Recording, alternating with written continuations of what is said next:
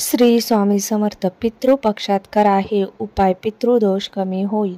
पितृपक्षात कावळ्याला भोजन देणे. पितृपक्षाच्या कालावधीत पूर्वजांच्या नावाने जेवण दिले जाते.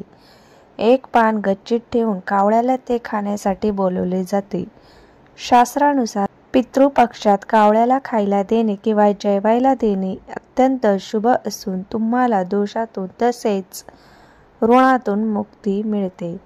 या दोन वृक्षांची पूजा. पिंपळ आणि वड या दोन वृक्षांना शास्त्रात खूप महत्त्व आहे. धार्मिक विधी आणि पर्यावरणासाठी हे वृक्ष फार महत्त्वाचे आहेत.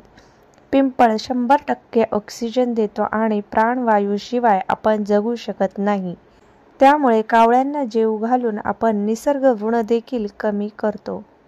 पितृदोष दूर करण्याचे उपाय. यंदा तब्बल 18 वर्षांनंतर पितृपंधरवड्यात कन्या राशीत केतूसोबत सूर्य असणार आहे. ज्या लोकांच्या कुंडलीत हा योग जुळून येत आहे त्यांनी केशर घातलेली खीर तयार करून त्याचे दान द्यायला हवे.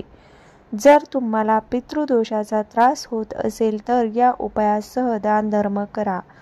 तुमचा पितृदोष नक्की कमी होईल. दर्भद्वारे काळे तीळ पाण्यात मिसळून दक्षिण दिशेला अर्पण केल्यास पूर्वज प्रसन्न होतात.